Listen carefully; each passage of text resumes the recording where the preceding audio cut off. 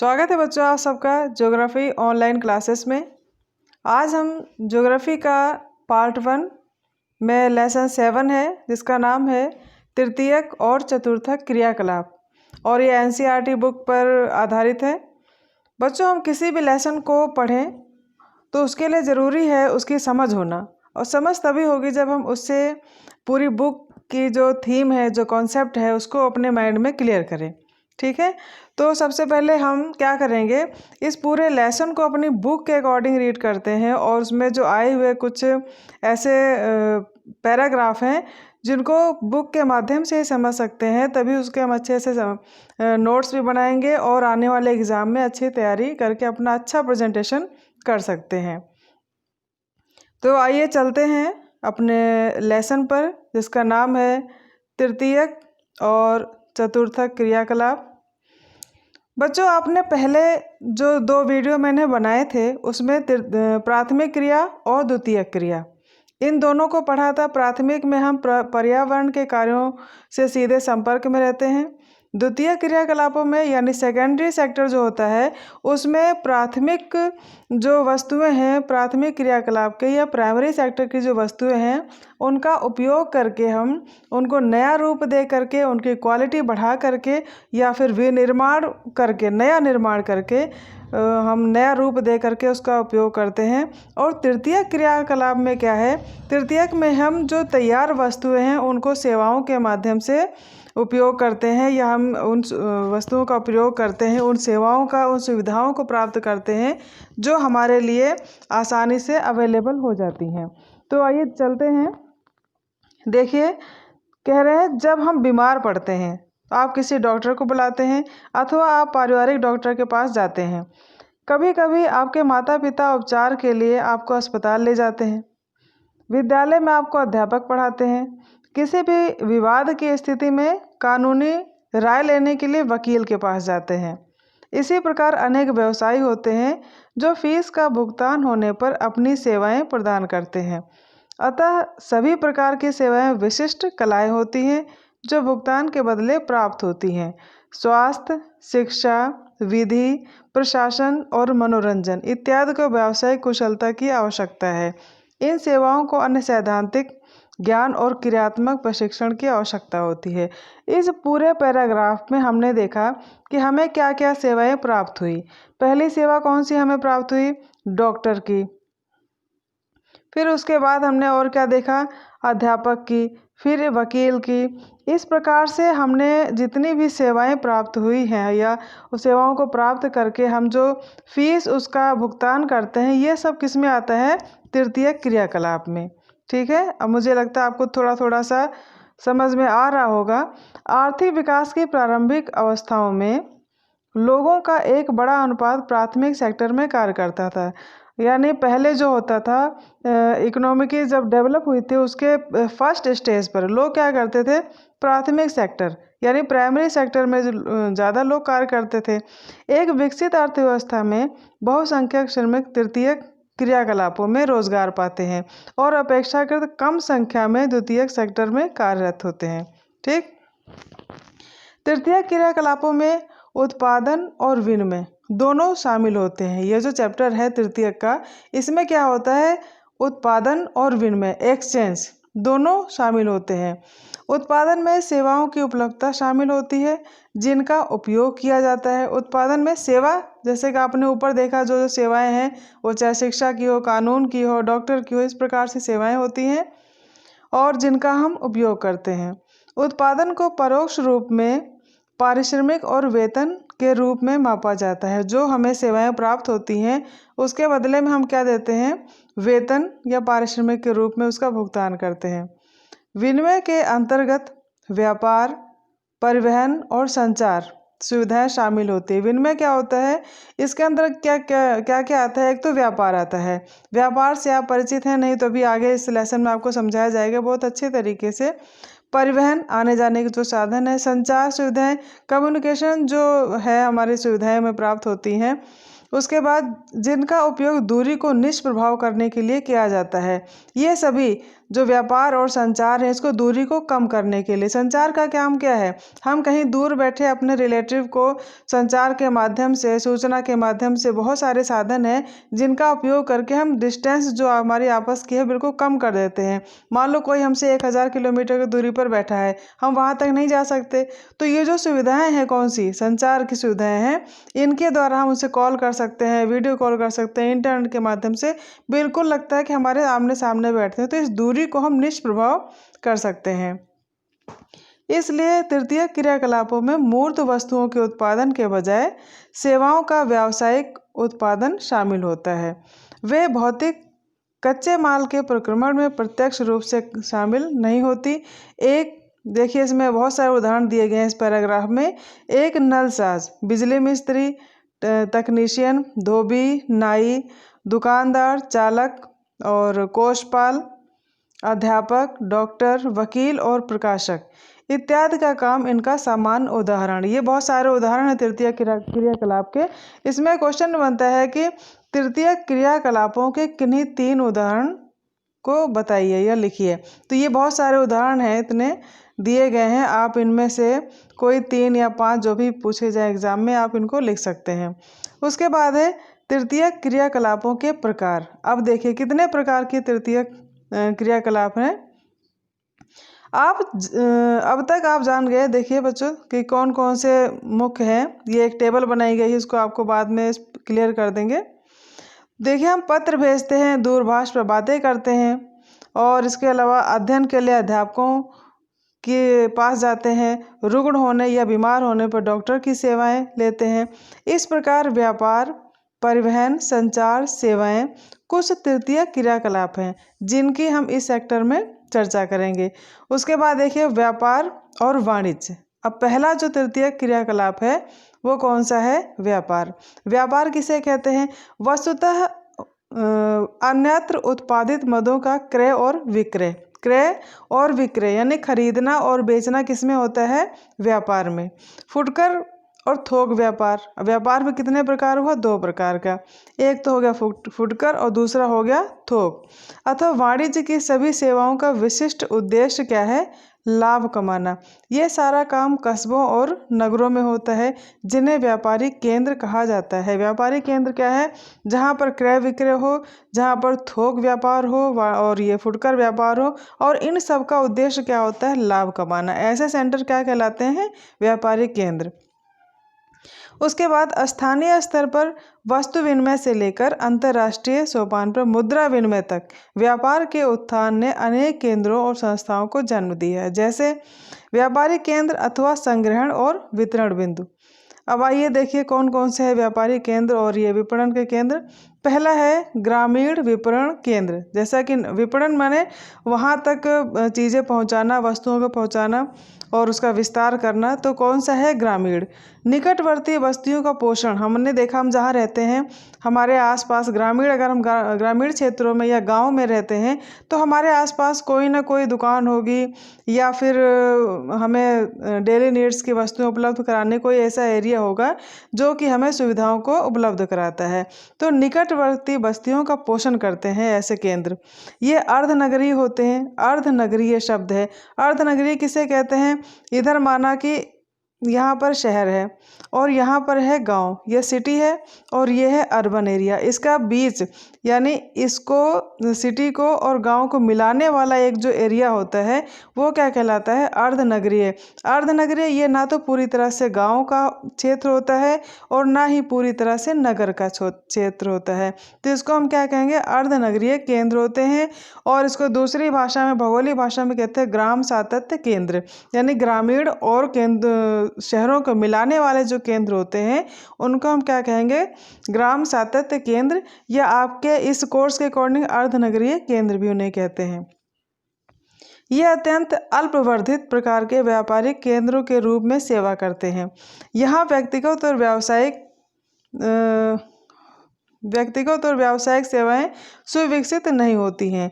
ये स्थानीय संग्रहण और वितरण केंद्र होते हैं।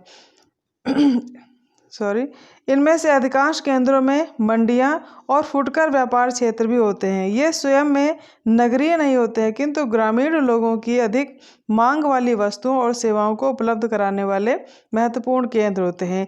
ये जो बीच के केंद्र होते हैं, जो गांव और शहरों के बीच के केंद्र क्या है, ये ग्रामीण लोगों की अधिक मांग, जो उनकी ज़्यादा मांग होती है गाँव के लोगों को, उनको पूरी करने का ये एक प्रकार से केंद्र होते हैं। कौन? ग्रामीण विपणन केंद्र। इसके बाद हमने देखा नगरीय बाजार केंद्र। इसके पहले ये कौन सा था? ग्रामीण, और अब है नगरीय विपणन केंद्र। ये अधिक विशिष्टीकरण सेवाएं मिलती यहाँ पर। इनमें न केवल साधारण वस्तुएं सेवाएं बल्कि लोगों द्वारा वांछित अनेक विशिष्ट वस्तुएं और सेवाएं कहाँ मिलती हैं? नगरों में। ये नगरीय केंद्र इसलिए विनियमित पदार्थों के साथ साथ विशिष्टीकृत बाजार भी प्रस्तुत करते हैं, जैसे श्रम बाजार, आवासन, अर्धनिर्मित और निर्मित उत्पादों का बाजार। इनमें शैक्षिक संस्थाओं, व्यावसायिकों की सेवाएं जैसे अध्यापक, वकील, परामर्शदाता, चिकित्सक, दांतों का डॉक्टर और पशु चिकित्सक आदि उपलब्ध होते हैं, जो कि ग्रामीण क्षेत्रों में उपलब्ध नहीं होते हैं। जो सेवाएं हमें ग्रामीण क्षेत्रों में नहीं उपलब्ध होती हैं, जैसे शिक्षा है, स्वास्थ्य है, चिकित्सा है, और यह मनोरंजन की सुविधाएं, ये वकील की सुविधाएं हैं, परामर्शदाता है, इस तरह से जो सुविधाएं हमें ग्रामीण क्षेत्रों में नहीं प्राप्त होती हैं, तो उन सुविधाओं का लाभ उठाने के लिए लोग कहाँ जाते हैं? नगरीय बाजार केंद्रों में। तो और ये नगरीय विपणन केंद्रों की विशेषताएं भी हैं। अब आइए देखते हैं फुटकर व्यापार। फुटकर किसे कहते हैं? रिटेल, जैसे कि फुटकर में ये वे व्यापारिक क्रियाकलाप है जो उपभोक्ताओं को वस्तुओं के प्रत्यक्ष रूप से संबंधित हैं। अधिकांश फुटकर व्यापार केवल विक्रय से नियत प्रतिष्ठानों और भंडारों में संपन्न होता है, जैसे फेरी, रेहड़ी, ट्रक, द्वार से द्वार, डाक आदेश, दूरभाष, स्वचालित बिक्री मशीनों तथा इंटरनेट फुटकर बिक्री व्यापार के भंडार रहित उदाहरण है। फुटकर व्यापार का तात्पर्य ये होता है, मान लीजिए कोई व्यक्ति है, उसके पास सामान है, वह अपने सामान को डायरेक्ट कस्टमर तक पहुंचाता है, तो वह क्या कहलाएगा? फुटकर व्यापारी। इसके आगे होलसेल व्यापारी जो है, थोक व्यापार, उसको आगे आपको क्लियर करेंगे, तब आप और अच्छे तरीके से उसको समझ जाएंगे। देखिए, ये है थोक व्यापार। अभी आपने पढ़ा था फुटकर, अब यह है थोक व्यापार। थोक व्यापार का गठन अनेक बिचौलिए, सौदागरों और पूर्तिकरों द्वारा होता है, ना कि फुटकर भंडारों द्वारा। श्रृंखला भंडारों सहित कुछ बड़े भंडार निर्माताओं से सीधी खरीद करते हैं। फिर भी बहुसंख्यक फुटकर भंडार बिचौलिए स्रोत से पूर्ति लेते हैं। थोक विक्रेता प्राय फुटकर भंडारों को उधार देते हैं। यहाँ तक कि फुटकर विक्रेता अधिकतर थोक विक्रेता की पूंजी पर अपने कार्यों का संचालन करते हैं। देखिए, इसमें एक सिंपल सा आपको एग्जाम्पल देती हूँ। मान लीजिए यहाँ पर के एक कपड़ा मार्केट है, आप देख रहे बच्चे सारे सहारनपुर के हैं, बहुत अच्छे तरीके से आप लोग परिचित हैं थोक व्यापार से। होलसेल मार्केट जो होती है, वहाँ पर कोई एक ही वस्तु का ज़्यादा होलसेल बिक्री होती है। तो मान लीजिए कपड़ा मार्केट है, क्लॉथ मार्केट है, तो यहाँ पर जो व्यापारी आएंगे, तो व्यापारी कोई एक दो कपड़ा तो लेंगे नहीं। किसी भी, मान लीजिए साड़ी लेने आ रहे हैं, तो साड़ी कोई एक दो तो लेंगे नहीं, वो पूरा का पूरा गट्ठर लेंगे, ठीक है, और ले जा कर के आगे कस्टमर को सप्लाई करेंगे। तो कस्टमर से ले कर के और ये मार्केट के बीच के ये जो हैं मीडिएटर जो हैं, ये क्या कहलाएंगे? थोक व्यापारी कहलाएंगे। अब थोड़ा सा आप समझ गए होंगे। आगे आते हैं परिवहन। परिवहन क्या है? परिवहन एक ऐसी सेवा अथवा सुविधा है जिसमें व्यक्तियों, विनिर्मित माल तथा संपत्ति को भौतिक रूप से एक स्थान से दूसरे स्थान पर ले जाया जाता है। परिवहन अब 8th क्लास से लेकर के 9th क्लास से लेकर के और ये अब आप 12th पहुँच बहुत अच्छे तरीके से परिचित हो गए होंगे कि आवागमन के जो साधन हैं, आने जाने के जो साधन हैं, वे क्या कहलाते हैं? परिवहन। और व्यापार में परिवहन का बहुत ही महत्वपूर्ण स्थान है, क्योंकि जो वस्तुएं उत्पादन की जाती हैं, सेवाएं जो होती हैं, उनको एक स्थान से दूसरे स्थान को ले जाने में परिवहन का बहुत बड़ा योगदान है। यह मनुष्य की गतिशीलता की मूलभूत आवश्यकताओं को पूरा करने हेतु एक निर्मित, एक संगठित उद्योग है। आधुनिक समाज वस्तुओं के उत्पादन, वितरण और उपभोग में सहायता देने के लिए तीव्र और सक्षम परिवहन व्यवस्था चाहते हैं। इस जटिल व्यवस्था की प्रत्येक अवस्था में परिवहन द्वारा पदार्थ का मूल्य अत्यधिक बढ़ जाता है। परिवहन दूरी को किलोमीटर दूरी अथवा मार्ग लंबाई की वास्तविक दूरी, समय दूरी अथवा मार्ग पर यात्रा करने में लगने वाले समय और लागत दूरी अथवा मार्ग पर यात्रा के खर्च के रूप में मापा जाता है। परिवहन को प्रभावित करने वाले कारक, ऐसे कौन कौन से फैक्टर हैं जो परिवहन को प्रभावित करते हैं? परिवहन की मांग जनसंख्या के आकार को प्रभावित करती है। जनसंख्या का आकार जितना बड़ा होगा परिवहन की मांग उतनी ही अधिक होगी। ठीक है, ये तो बहुत सिंपल सा पॉइंट है, समझ में आ गया होगा आपको। जहाँ जनसंख्या अधिक होगी वहाँ लोगों का आना जाना भी अधिक होगा, तो जब जाना भी अधिक होगा और तो इस व्यवस्था के कारण परिवहन के साधनों की डिमांड अधिक होगी। ठीक है, नगरों, कस्बों, गांवों, औद्योगिक केंद्रों, कच्चे माल, उनके मध्य व्यापार के प्रारूप, उनके मध्य भूदृश्य की प्रकृति, जलवायु के प्रकार, मार्ग की लंबाई पर आने वाले व्यवधानों को दूर करने के लिए उपलब्ध निधियों पर मार्ग निर्भर करते हैं। अब आइए देखते हैं तृतीय क्रियाकलाप में संचार। संचार के बारे में जानकारी प्राप्त करते हैं। संचार बहुत अच्छे तरीके से आप जानते हैं और सभी बच्चे स्मार्टफोन है और ये लैंडलाइन फ़ोन है, इंटरनेट है, सभी यूज़ करते हैं, तो आप अपरिचित नहीं है। आवश्यकता है आपको इनको एक सुव्यवस्थित शब्दों के माध्यम से समझाना। तो संचार को समझते हैं। संचार सेवाओं में शब्दों और संदेशों, ध्यान दीजिएगा, शब्दों और संदेशों, तथ्यों और विचारों का प्रेषण सम्मिलित है। प्रेषण माने भेजना, आगे बढ़ाना। लेखन के आविष्कार ने संदेशों को संरक्षित किया। जो रिटर्न का वर्क होता है, जो हमारा प्रिंट मीडिया है, उसने क्या किया, संदेशों को सुरक्षित रखा और संचार को परिवहन के साधनों पर निर्भर करने में सहायता की। ये वास्तव में हाथ और पशुओं, नाव, सड़क, रेल तथा वायु द्वारा परिवहित होते थे। यही कारण है कि परिवहन ने सभी रूपों को संचार पथ कहा है। ठीक है, जहाँ परिवहन जाल तंत्र सक्षम होता है वहाँ संचार का फैलाव सरल होता है। मोबाइल, दूरभाष, उपग्रह जैसे कुछ विकास ने संचार को परिवहन से मुक्त कर दिया है। पुराने तंत्रों में सस्ता होने के कारण परिवहन संचार के सभी रूपों का सहचर पूर्ण रूप से समाप्त नहीं हुआ है। अतः पूरे विश्व में अभी भी विशाल मात्रा में डाक का निपटारण डाकघरों द्वारा हो रहा है। कुछ संचार सेवाओं की चर्चा हम आगे करते हैं। पहला है दूरसंचार। दूरसंचार का तात्पर्य क्या है? दूरसंचार का प्रयोग वैद्युतिक प्रौद्योगिकी के विकास से जुड़ा है। संदेशों के भेजे जाने की गति के कारण इसने संचार में क्रांति ला दी है। संदेश भेजना किसके माध्यम से? दूरसंचार के माध्यम से। समय सप्ताह से मिनटों में घट गया है और मोबाइल, दूरभाष जैसे नूतन उन्नति ने समय कहीं से भी संचार को प्रत्यक्ष और तत्काल बना दिया है। तार प्रेषण, मोर्स कोड, टेलेक्स लगभग भूतकाल की वस्तुएं बन गई है। अब प्रेजेंट में क्या है, हमारे पास स्मार्टफोन है। हम क्या करते हैं, हमें कहीं बात करना है, कोई मैसेज देना है, कोई बात कहनी है, तो तुरंत हम अपने मोबाइल के माध्यम से अपनी दूरी को घटा सकते हैं, तुरंत बात हो जाती है, हम रिलैक्स फील करते हैं। इसके बाद है रेडियो और दूरदर्शन, ये भी संचार के साधन है। रेडियो और दूरदर्शन में क्या है? रेडियो और दूरदर्शन भी समाचारों, चित्रों व दूरभाष काल का पूरे विश्व में विस्तृत श्रोताओं को प्रसारण करते हैं। अब तो हमारे माननीय प्रधानमंत्री जी भी मन की बात रेडियो के माध्यम से कहते हैं। पूरा इंडिया, पूरा भारत इसमें दिलचस्पी ले रहा है। तो रेडियो से आप बच्चे सभी परिचित होंगे अब, इसलिए इन्हें जनसंचार माध्यम कहा जाता है।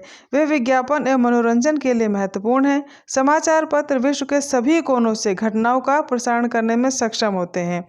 उपग्रह संचार पृथ्वी और अंतरिक्ष से सूचना का प्रसारण करते हैं। इंटरनेट ने वैश्विक संचार तंत्र में वास्तविक क्रांति ला दी है। उसके बाद सेवाएं। अब सेवाओं में क्या क्या है देखिए।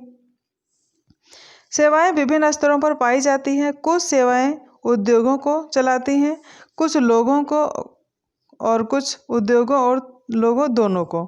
जैसे परिवहन तंत्र, निम्न स्तरीय सेवाएं जैसे पंसारी की दुकानें, धोबी घाट। उच्च स्तरीय सेवाओं अथवा लेखाकार, परामर्शदाता और काय चिकित्सक जैसी अधिक विशिष्टीकरण सेवाओं की अपेक्षा अधिक समान और विस्तृत हैं। सेवाएं भुगतान कर सकने वाले व्यक्तिगत उपभोक्ताओं को उपलब्ध होती हैं। माली, धोबी, नाई मुख्य रूप से शारीरिक श्रम करते हैं। अध्यापक, वकील, चिकित्सक, संगीतकार अन्य मानसिक श्रम करते हैं। अनेक सेवाएं अब नियमित हो गए हैं। महामार्गों में सेतुओं का निर्माण और अनुरक्षण, अग्निशमन विभागों का अनुरक्षण और शिक्षा की पूर्ति अथवा पर्यवेक्षण और ग्राहक सेवा महत्वपूर्ण सेवाओं में से शामिल किए गए हैं, जिनका पर्यवेक्षण अथवा निष्पादन प्रायः सरकारों अथवा कंपनियों के द्वारा किया जाता है। राज्य और संघ विधान ने परिवहन, दूरसंचार, ऊर्जा और जलापूर्ति जैसे सेवाओं के विपणन में पर्यवेक्षण और नियंत्रण के लिए निगमों की स्थापना की है। ये जितने भी सेवाएं हैं इनके कंट्रोल के लिए और देख रेख के लिए निगम की स्थापना की गई है। चाहे हम परिवहन में ले लें, परिवहन निगम है, ठीक है ना। तो हर सेक्टर का कोई ना कोई कंट्रोलर है जिसकी वो देख रेख करता है और आगे बढ़ाता है, विकास करता है। स्वास्थ्य की देखभाल, अभियांत्रिकी, विधि और प्रबंधन व्यावसायिक सेवाएं हैं। मनोरंजन और प्रमोद सेवाओं की स्थिति बाजार पर निर्भर करती है। मल्टीप्लेक्स और रेस्तरां की स्थिति केंद्रीय व्यापार क्षेत्र है और इसके अंतर्गत अथवा निकट हो सकती है, जबकि गोल्फ कोर्स ऐसे स्थान पर बनाया जाएगा जहां भूमि की लागत सीबीडी की अपेक्षा कम हो। दैनिक जीवन में काम को सुविधाजनक बनाने के लिए लोगों को व्यक्तिगत सेवाएं उपलब्ध कराई जाती हैं। कामगार रोजगार की तलाश में ग्रामीण क्षेत्रों में प्रवास करते हैं, ठीक है। काम की तलाश में ग्रामीण जो क्षेत्र हैं वो प्रवास करते हैं। प्रवास का तात्पर्य एक स्थान से दूसरे स्थान को जाना। ये सोद्देश्य होता है, निरुद्देश्य नहीं होता है कि बिना उद्देश्य के ही स्थान में प्रवास करते हैं। और ये अकुशल होते हैं। वे मोची, गृहपाल, खानसामा और माली जैसी घरेलू सेवाओं के लिए नियुक्त किए जाते हैं और इन्हें कम भुगतान किया जाता है। कार्मिकों का यह वर्ग असंगठित होता है। ऐसा एक उदाहरण मुंबई की डब्बा वाला सेवा है, जो पूरे नगर में 1,75,000 उपभोक्ताओं को उपलब्ध कराई जाती है। तृतीय क्रियाकलापों में संलग्न लोग। तृतीय क्रियाकलाप ये जो है, इसमें कौन जो लोग संलग्न हैं इसकी जानकारी दी गई है। आज अधिकांश लोग सेवाकर्मी हैं। सभी लोग सेवा करना चाहते हैं, सेवा सेक्टर में आना चाहते हैं। सेवाएं भी समाजों में उपलब्ध होती हैं। अधिक विकसित देशों में कार्मिकों का अधिकतर प्रतिशत इन सेवाओं में लगा है। किसमें? तृतीय क्रियाकलापों में। जबकि अल्प विकसित देशों में 10% से भी कम लोग इन सेवाओं में लगे हैं। संयुक्त राज्य अमेरिका में 75% से अधिक कर्मी सेवाओं में संलग्न है। किस में लगे हैं? आप भूल न जाना, तृतीय क्रियाकलाप में। तृतीय क्या है? सेवाओं में, ठीक है। इस सेक्टर में रोजगार की प्रवृत्ति बढ़ रही है, जबकि प्राथमिक और द्वितीय क्रियाकलापों में ये अपरिवर्तित है अथवा घट रही है। अभी भी देखिए बहुत सारे पढ़ा लिखा हमारा जो युवा वर्ग है वह प्राथमिक एवं द्वितीय क्रियाकलापों में नहीं लगना चाहता है, या खेती नहीं करना चाहता है, इंडस्ट्री में काम नहीं करना चाहता है, सीधे वो क्या करना चाहता है? सर्विस करना चाहता है। तो क्या है, यह एक तरह से सभी सुविधाओं को प्राप्त होने के कारण और अधिक अपने आप में आकर्षक क्षेत्र है। इस वजह से इसमें प्राथमिक और द्वितीयक सेक्टर की अपेक्षा तृतीयक अपने आप में आकर्षक लोगों को आकर्षित करता है। कुछ चयनित उदाहरण दिए गए हैं तृतीयक क्रियाकलाप के। तो पहला है पर्यटन। पर्यटन बच्चे आप बहुत अच्छे तरीके समझते होंगे। पर्यटन माने घूमना। जैसे ही गर्मी आती है हम कहीं ना कहीं घूमने का प्लान बना लेते हैं। बच्चे तो अक्सर छुट्टियों में नानी के यहाँ जाते हैं, लेकिन कुछ बच्चे ऐसे होते हैं जो सोचते हैं कि हम गर्मी में, बहुत गर्मी पड़ रही है तो कहीं ना कहीं हिल एरिया की ओर प्रस्थान करते हैं। तो पर्यटन वही है। आपके लिए बहुत मोटा सा बता दो स्थूल रूप में, पर्यटन माने घूमने वाले जो स्थल होते हैं, ठीक है ना। तो आइए देखते हैं। पर्यटन एक यात्रा है जो व्यापार की बजाय प्रमोद के उद्देश्य यानी मनोरंजन के उद्देश्य के लिए की जाती है। कुल पंजीकृत रोजगारों तथा कुल राजस्व, ठीक है, की दृष्टि से यह विश्व का अकेला इससे बड़ा 25 करोड़ तृतीय क्रियाकलाप बन गया है। इनके अतिरिक्त पर्यटकों के आवास, भोजन, परिवहन, मनोरंजन तथा विशेष दुकानों जैसे सेवाएं उपलब्ध कराने के लिए अनेक वहाँ के जो स्थानीय व्यक्तियों को नियुक्त किया जाता है और इससे थोक फुटकर व्यापार तथा शिल्प उद्योग को पोषित किया जाता है। देखिए हम क्या पढ़ रहे हैं तृतीयक में। तृतीयक में ये जो पर्यटन है, हम कहीं घूमने जाते हैं तो हम क्या सोचते हैं, हम वहाँ पर जाएंगे तो वहाँ रहेंगे भी, घूमना भी होगा, कुछ शॉपिंग भी करेंगे, तो हमारे लिए ये जो सुविधाएं उपलब्ध कराते हैं उस क्षेत्र के कुछ लोकल व्यक्ति होंगे जो इन सुविधाओं को हमें उपलब्ध कराते हैं, प्रोवाइड कराते हैं। तो इससे क्या होता है, पर्यटन व्यवसाय बहुत अच्छे तरीके से अग्रसर होता है और लोगों को, वहाँ के लोगों को रोजगार भी मिलता है। उसके बाद है पर्यटक प्रदेश। पर्यटक प्रदेश कौन कौन से हैं?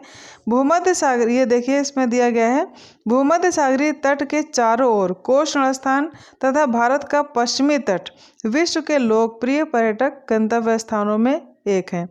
अन्य में शीतकालीन खेल प्रदेश जो मुख्यतः पर्वतीय भागों में पाए जाते हैं, मनोहारी दृश्य भूमियाँ तथा यत्र तत्र फैले राष्ट्रीय उद्यान शामिल हैं।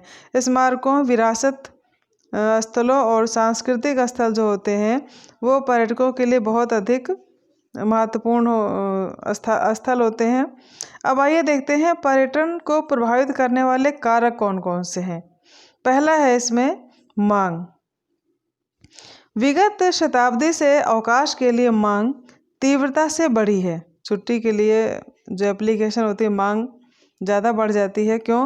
क्योंकि उनको कहीं ना कहीं पर्यटन अच्छा मिल रहा है, इसलिए इसकी मांग भी बढ़ती है। जीवन स्तर में सुधार, अगर हमारा लाइफ स्टैंडर्ड अच्छा है और हमारे पास फुर्सत के समय है तो हम क्या करेंगे, अपने आप को अधिक रिलैक्स फील करने के लिए और एंटरटेन के लिए हम क्या करेंगे, छुट्टी लेकर के कहाँ जाएंगे, पर्यटन को जाएंगे। तो ये मांग बहुत प्रभावित करती है पर्यटन को। दूसरा है परिवहन। परिवहन सुविधाओं में सुधार के साथ पर्यटन क्षेत्रों का आरंभ हुआ है। बेहतर सड़क सुविधाओं के कारण में कार द्वारा यात्रा सुगम होती है। देखिए इसको मैं पहले समझा दूँ, परिवहन क्या है।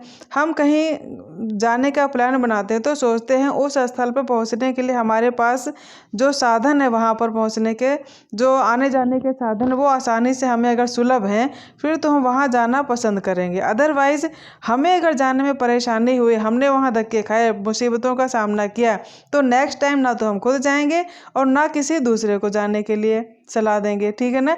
तो ये जो परिवहन के साधन है, आवागमन के साधन है, ये पर्यटन को बहुत प्रभावित करता है। उम्मीद है आप समझ गए होंगे। और बच्चों इसको आप अपने शब्दों में भी लिख सकते हैं। पर्यटन आकर्षण। अब आकर्षण के लिए ये बड़े कुछ पॉइंट हैं। पहला है जलवायु। ठंडे प्रदेशों में के अधिकांश लोग पुलिन विश्राम के लिए उष्ण तथा धूपदार मौसम की अपेक्षा करते हैं। जो ठंडे प्रदेश में, ये कहाँ जाना चाहेंगे, थोड़ा सा जो गर्म एरिया हो वहाँ पर रिलैक्स होने के लिए जाते हैं और अपने मनोरंजन के लिए जाते हैं। दक्षिणी यूरोप और भूमध्य सागरीय क्षेत्रों में पर्यटन के महत्व का यह मुख्य कारण है। अवकाश के शीर्ष मौसम में यूरोप के अन्य भागों की अपेक्षा भूमध्य सागरीय जलवायु में लगभग सतत ऊंचा तापमान, धूप की लंबी अवधि और निम्न वर्षा की दशाएं होती हैं।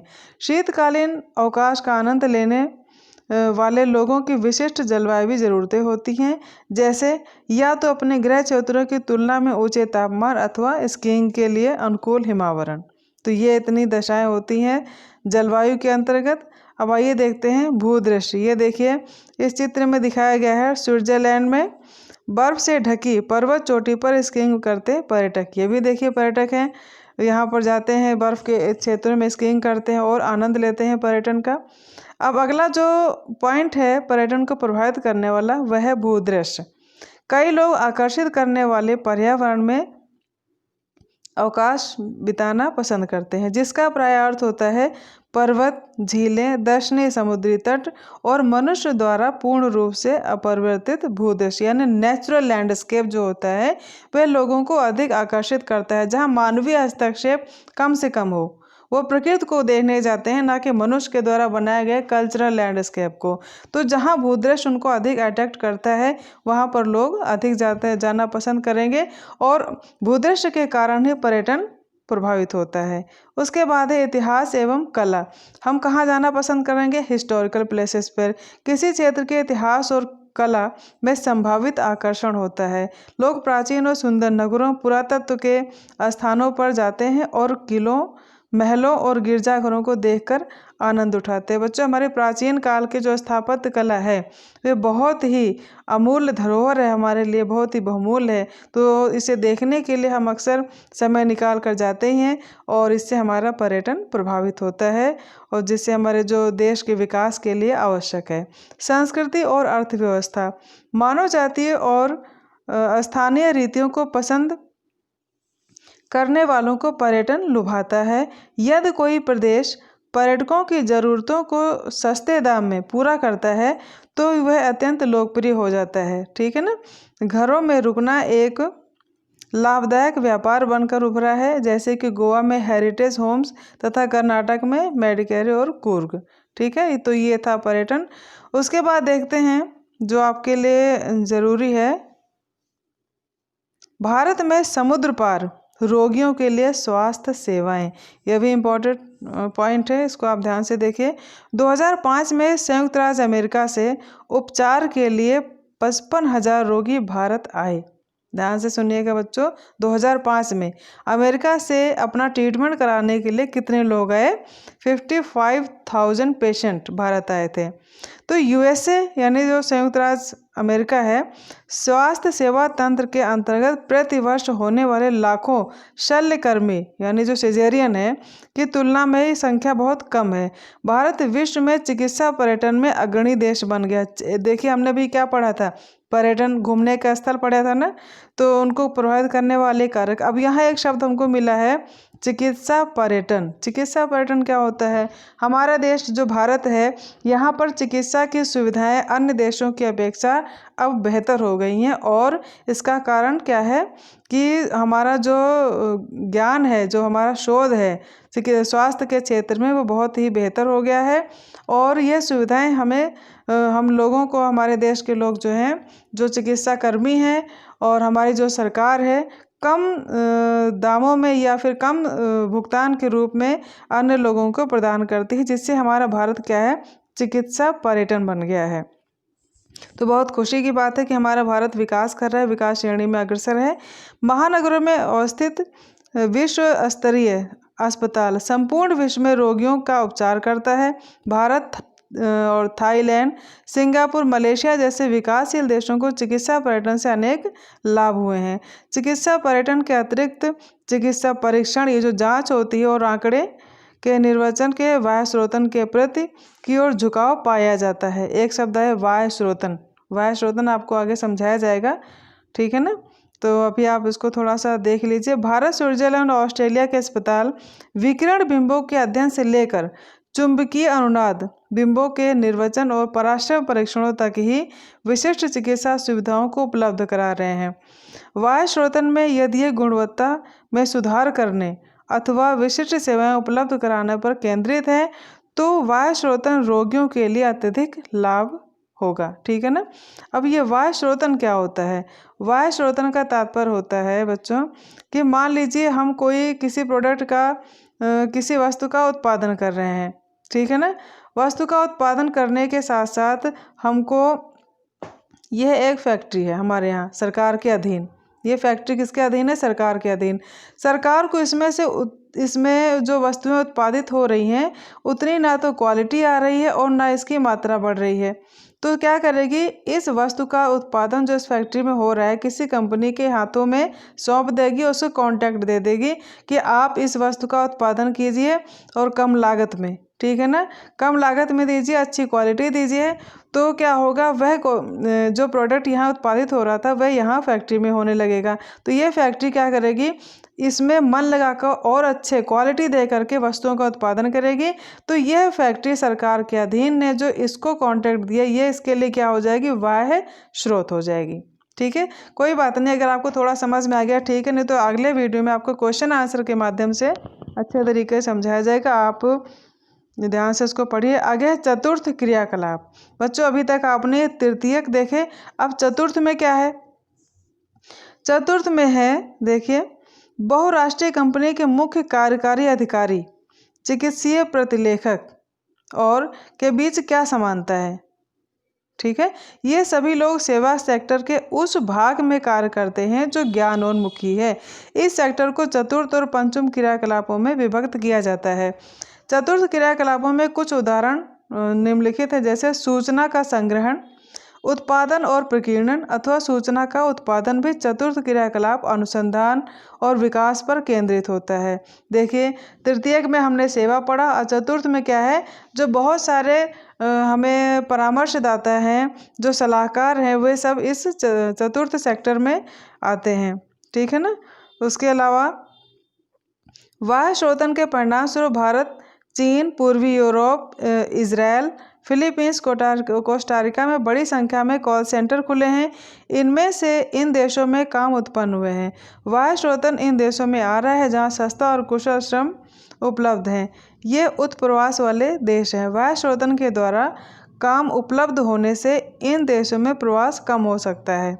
बाह्य स्रोतन वाले देश अपने यहाँ काम तलाश कर युवकों का प्रतिरोध झेल रहे हैं।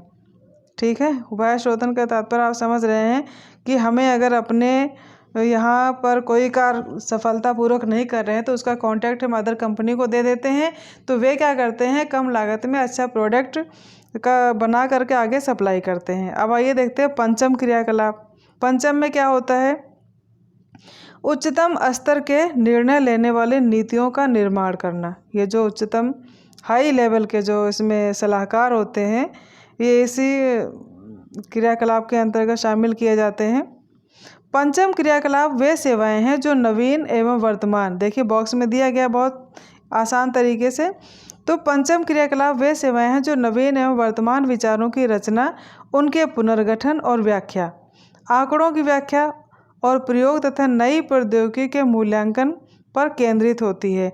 प्रायः स्वर्ण कॉलर, ठीक है, गोल्डन कॉलर कहे जाने वाले ये व्यवसाय तृतीयक सेक्टर का एक और उपविभाग है, जो वरिष्ठ व्यावसायिक कार्यकारिणी कार्यों, सरकारी अधिकारियों, अनुसंधान वैज्ञानिकों, वित्त एवं विधि परामर्शदाताओं इत्यादि की विशेष और उच्च वेतन वाली कुशलताओं का प्रतिनिधित्व करते हैं। ठीक है ना। इन पंचम क्रियाकलाप के अंतर्गत ये सभी आते हैं। इसके अलावा बाह्य स्रोतन, अभी ऊपर आया था वर्ड, इसको भी देखिए हम ध्यान से समझते हैं। दे रखा है इसमें, बाह्य स्रोतन अथवा ठेका देना दक्षता को सुधारने और लागत को घटाने के लिए किसी बाहरी अभिकरण या एजेंसी हम कह सकते हैं, ठीक है ना, अभिकरण को काम सौंपना है। जब बाह्य स्रोतन में कार्य समुद्र पार के स्थानों पर स्थानांतरित कर दिया जाता है, यानी विदेशों को ट्रांसफ़र कर दिया जाता है, तो इसको अपतरण या आउटसोर्सिंग कहा जाता है। यद्यपि दोनों अपतरण और बाह्य स्रोतन का प्रयोग इकट्ठा किया जाता है, जिन व्यापारिक क्रियाकलापों को बाह्य स्रोतन किया जाता है उनमें सूचना प्रौद्योगिकी, मानव संसाधन, ग्राहक सहायता और कॉल सेंटर सेवाएं अधिक, कई बार विनिर्माण तथा अभियांत्रिकी भी शामिल की जाती है। ठीक है। इसके अलावा क्या है, आंकड़ा प्रक्रमण सूचना प्रौद्योगिकी से संबंधित एक सेवा है जिसे आसानी से एशियाई, पूर्वी यूरोपीय और अफ्रीकी देशों में क्रियान्वित किया जा सकता है। इन देशों में विकसित देशों की अपेक्षा कम पारिश्रमिक पर अंग्रेजी भाषा से में अच्छे निपुणता वाले सूचना प्रौद्योगिकी में कुशल कर्मचारी उपलब्ध हो जाते हैं।